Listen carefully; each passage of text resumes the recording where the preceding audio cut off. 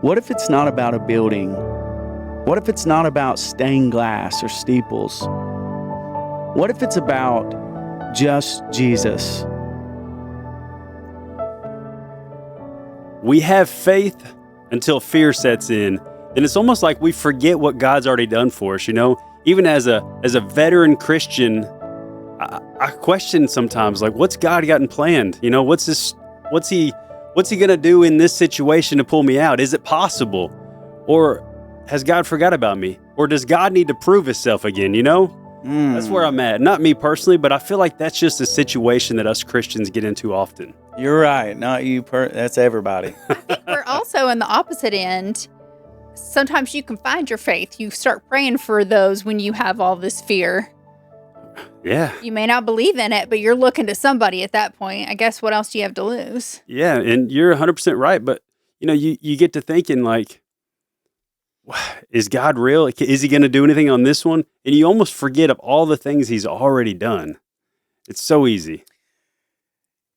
I agree with that. And I believe that we are all like that, without a doubt. And I think as long as we live in these fleshy bodies before we get to heaven, we will be that way. We will be like a roller coaster. Mm-hmm. But I really think that we dropped the ball on staying in contact with God. You're right. And I'll just say it for me, because I know I could do better. I know I could pray more. I know I could stay more in tune with God and being sensitive to his spirit and his word. And you know those times when you feel like you could just reach out and touch him. You know what I'm talking about? Oh, yeah. And then those days where you're like, good Lord, I am out in left field like a tumbleweed. And you might not even have done nothing at all, like wrong or out of the way or ungodly. It's just, if we don't make it a habit, just like working out, like we've said, or something that needs consistency, to practice makes perfect. If we don't keep ourselves with that zeroed in, focused faith on faith, because it's easy. You get in routine, you worry about the kids, you worry about your worries, you start living life, you worry about the bills, you worry about the future, you worry about the news, and man, the next thing you know, there's a disconnect. Mm-hmm. And if we don't stay on top of that, then we will enter into temptation. We will enter into worry. It won't be faith. It'll be fear. And all those things of God that I must decrease, that he must increase. That's what starts to happen. And we lose that connection. He's there. You're right. But the perception in our minds, he's not, or we are not. One or the other.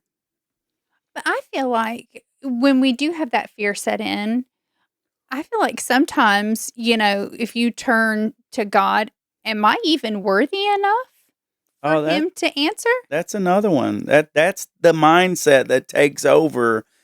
Who am I, out of all of the millions of people, who am I to get my prayers answered? Yeah. Well, you don't feel that way if you stay connected. If you're doing devotions every day, if you're missing a meal here and there for faith's sake, if you're fasting more than a meal, you got a routine in fasting. I know. I'm speaking from experience. I know what it's like and how easy it is. And man, it is like that. I don't ever hesitate to ask or put myself out there for him, but I feel like sometimes I'll second guess, is this going to be answered? Like, Yeah, of course. And that is where we talk about killing the factor of doubt. And the only way you can do that, in my opinion and in experience, the only way you can do that is to fast. I'm talking like kill doubts. but does it have to be intentional fasting? What if, like, I'm an unintentional faster? No, that doesn't count. That doesn't count. It has to be like Paul. Ryan. Paul said, "I'm crucified with Christ. Nevertheless, I live, yet not I." That's pretty confusing, isn't it? Yes. But Christ lives within me, and the life that I now live in this flesh, I will live by the faith of him that died for me and gave himself for me. If we have one little doubt, it literally, you remember that?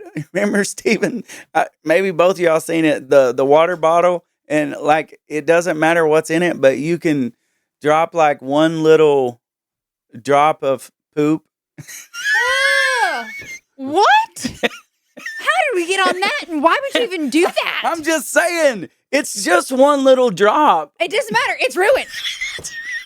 That's what You get it near my water and it's burned. That's what I'm saying. And water or whatever it is, but that's my point.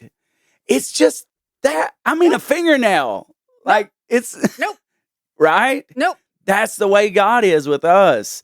If you have that much of a doubt, how many times did Jesus look at his apostles and say, "You of little faith"? And he told Peter when he walked on the water, he walked on the water. And as long as he kept his eyes on Jesus, the man walked on stormy waters. And the minute he took his eyes off Jesus, he began to sink.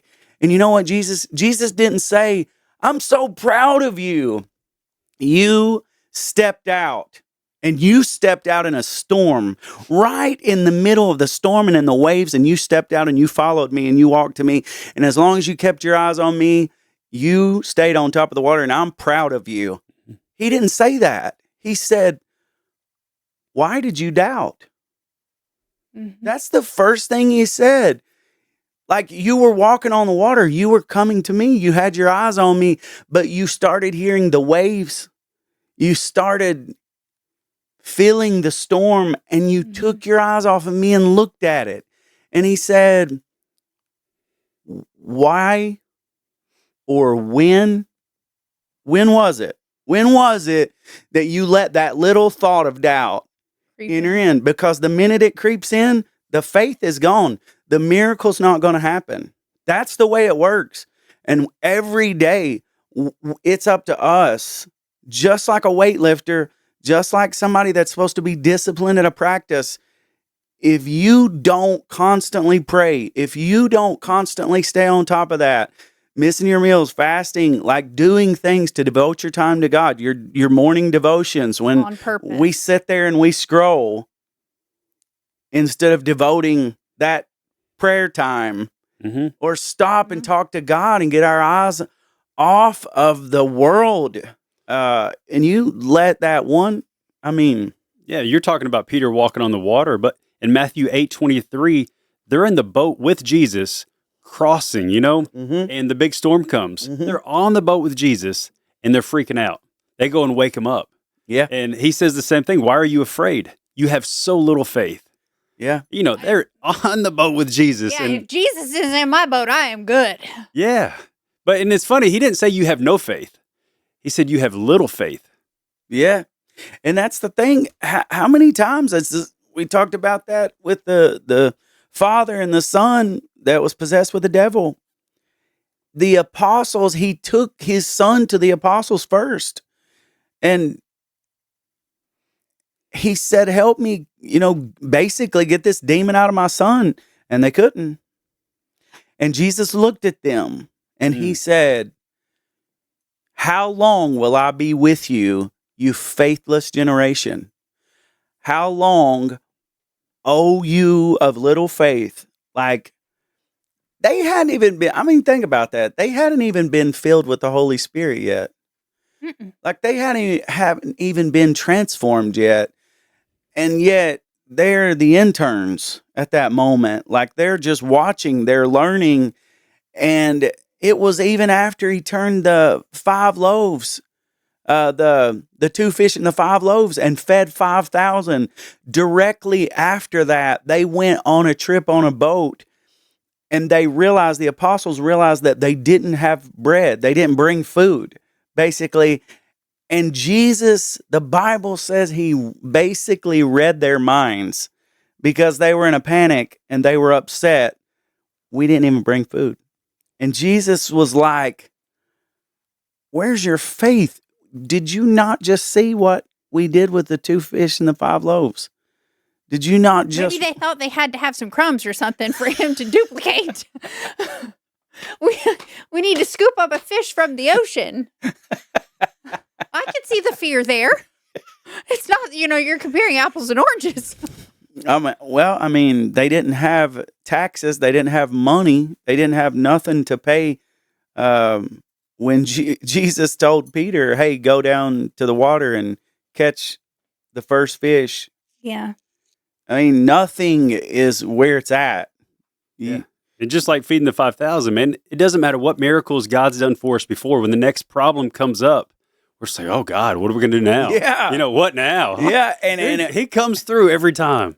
Well, and if he doesn't come through in the way that you're hoping that he comes through, we can't get upset and think that he didn't answer our prayers. Of course. that's Because it's not always going to Yeah. be what we want. That's exactly the problem, though.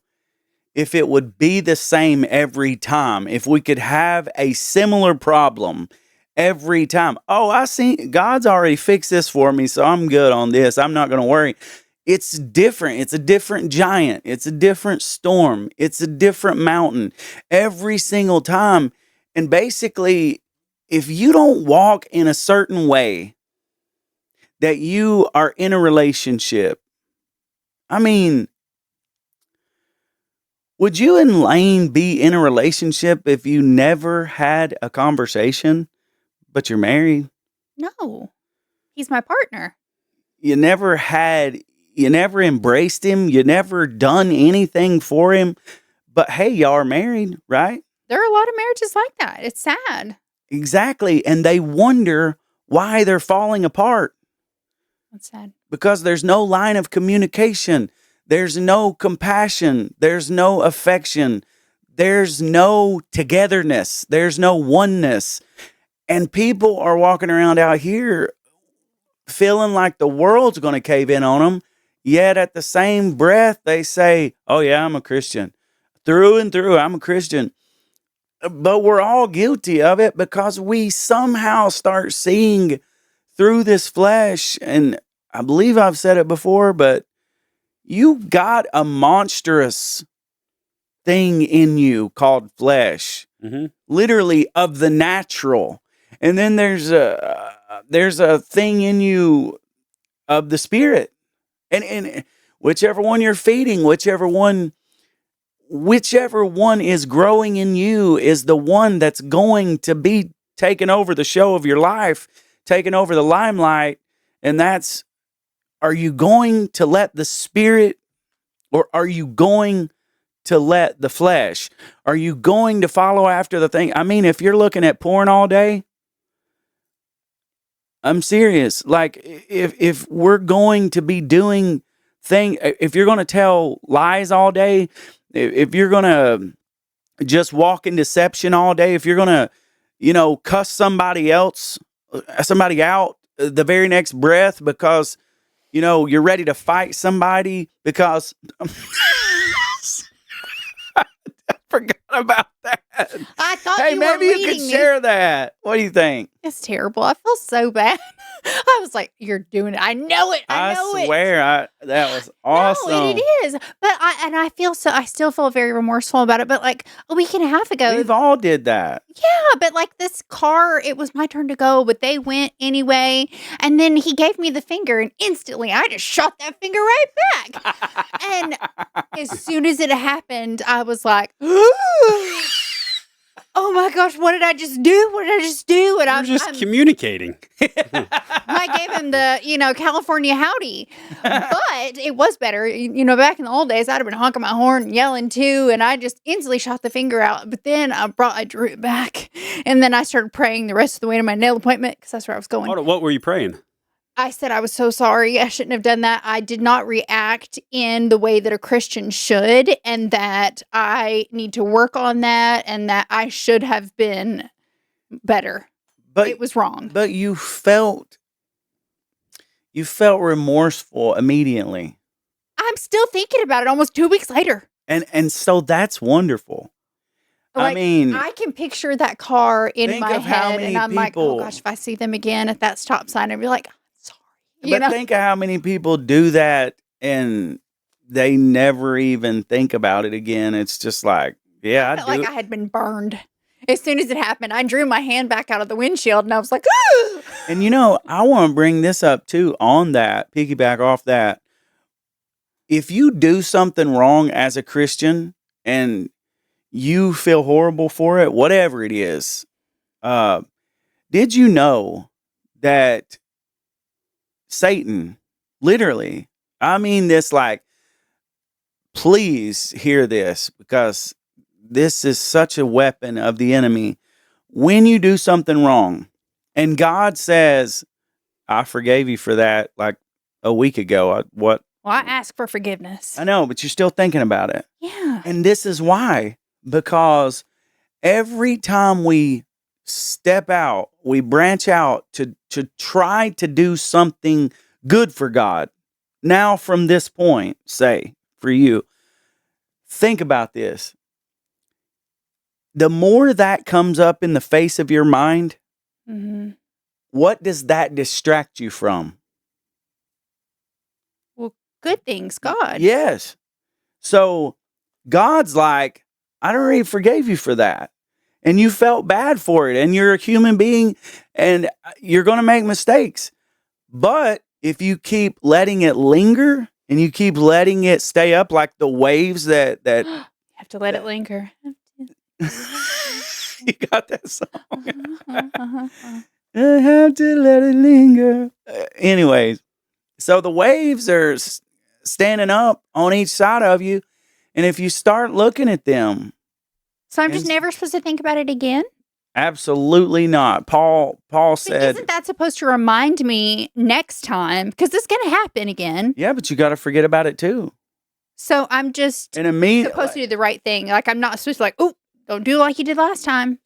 yeah, well, it's like we talked about before. What's in you? What happens when you get bumped? Like, if we constantly are doing what we're supposed to be doing, that bird, you won't let that bird out of the cage.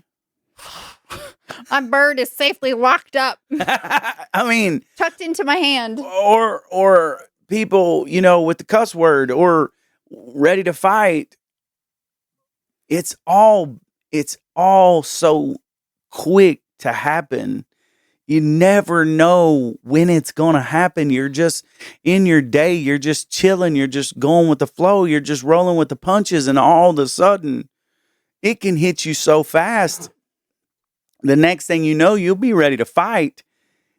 If you haven't been connected with God. Well, here's one for you, Corey. I had this verse ready, but it actually applies differently here, and it's a question for you. Romans 8:28, it says, "And we know that God causes everything to work together for the good of those who love God and are called according to his purpose for them." Yep. So is it possible that Savannah was supposed to flip that guy off for some other bigger purpose? No. It was wouldn't so think so. close. I was like, But because she did, and as bad as it was, God will use that for good. So it is possible that it was meant to be. It's not meant to be, but then once it happened, now it's happened. So now what's the context of this verse? Is it just when things are good? Just when things are being godly? No, it's like it could look awful. It could feel awful in the minute. I mean, people lose their dearest loved ones. Of course. So it's not meant to happen, but we're going to stumble. And since we did Some stumble, things we'll are take- not meant to happen. That's not meant to happen. You are not supposed to retaliate and flip somebody off. It's almost like in Back to the Future, when you go back, you mess something up. It messes up the future. Yeah. But because you flip them off, that is going So to, ashamed. it's the good and the bad. It's going to work. It's through the good and it's through the bad. If it wasn't supposed to happen, now you feel so bad that it did happen. The next time, hopefully, you won't do it again because you remember the impact of this situation. Or if something bad happens, if something good happens, rather, it's all good. Everything is good that's working together for a Christian. And more in the fact of anything is the fact that you say, why are we worried? God's in control. Of course. We always have faith. He's always going to work it together. He's always going to bring it full circle back to what is good. Like, it's okay. We're humans. We fall short of what God is. You're not God. No. You're not Christ. You're striving to be like that is the point. Mm-hmm. But I can't say it enough. We've all done that. And we're all at some point have sit with a mule face like you are right now. I just never felt bad about it before. I mean, seriously. That's even better. And that feeling of badness is good to God. That is, you know what that is? That's fruits of repentance. I have them deep. That means that, you know, you don't want to be caught like that again. And you're sorry that happened. And hopefully over and over and over, we learn through trial and error and knowing that everything that happens, whether we make a bad decision or a good decision, God's going to work it for our good. And I'd actually pulled that verse up for Savannah when she mentioned that sometimes we pray about things, pray for a resolution to something, and it's not always what we want, Yeah. but sometimes it could be for a different reason. And that verse fits that perfectly. Oh, heck yeah. Yeah. But I had that pulled up and she was talking. I was like, well, maybe she's meant to flip that person off. Maybe that was all in the workings. And you know, there's some people that, like a man goes to prison. Mm-hmm. People think immediately, oh God, he's awful. He's a hoodlum. He don't have God at all. You know, prison, that's great. It's the worst thing ever. But maybe to God, it's not. Well, you look at Paul. Exactly. Joseph. I mean, Wasn't John in prison too? John the Baptist. Mm-hmm. yeah. Yeah, see? But I'm saying we don't know. We can look at people. That's why it's so important to never judge somebody. Because we can look at people. We could look at this homeless person out here on the side of the road and just think the very worst. But you don't know what God's doing in a person's life. We don't know, and this is a much bigger picture. We don't know that God is not saying, I know that you're too weak to be out in the elements of the world, and I'm not ready for you to do what you're going to do and what I've ordained you into this world for. So this may look bad to people, but I'm hiding you here.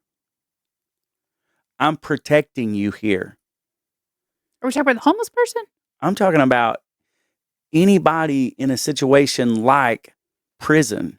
Oh, okay. I'm saying it's not always what people think. Like, you see this person that's been going down a downhill spiral their whole life, and they're about to get killed perhaps or kill themselves. And God says, you know, I'm going to stash you in this prison and I'm going to hold you here. And I'm going to let you learn some things in this sheltered place where you get food every day. And I'm going to let you hit a few rock bottoms in here besides what you've already hit. And then I'm going to bring you out of here. And I'm going to have something good for you. I'm going to have a whole ministry for you. I'm going to have a testimony to die for you. And all that looks horrible, but God is doing all that for good. Like Joseph, who got sold by his own brother. First, he was cast into a pit. And I'm sure in that pit, he was thinking, this is hell. Separated from my family in the depths of this dark hole, all alone. But what was God doing? God was strengthening. God was putting power in that boy's life. God was making his skin thick. So when it came time on down the road, when he got pulled out of the pit, then he got sold into slavery. Then he got falsely accused by Potiphar's wife. And then he got put into prison. And all of those things were building the character like gold into that. Like the Outsiders, stay gold, pony. Like, stay gold. Stay golden. Well, Corey, what would you say to somebody listening right now that's in their own pit of hell, questioning whether God really exists and questioning whether God can actually turn around their situation? It's not a mistake. Everything that you're going through, it may look like hell is heaping coals upon your head, but God He is cleansing you like gold that's put through the fire. He's burning off the contaminants. The storm is falling on you and you feel like you're about to break, but actually the seed in you is being watered. And over you've been broken and you don't understand why, but God is saying, man, these are places in your life and in your soul for me to pour my glory into you. And so when you come out, like Jonah out of the belly of the well, like Joseph out of the pit, like Moses when he came away and walked away from the burning bush, you may think that it's dreadful. You may think that you're never going to make it through. You may think that this is the way it's supposed to be. But this is just God sharpening you. This is God doing construction. He is sculpting. He is molding. Like Jeremiah, the potter's wheel. And he will mold it over and over and over again. And it is in progress. You are a work in progress for a masterpiece. The master's piece. Be blessed.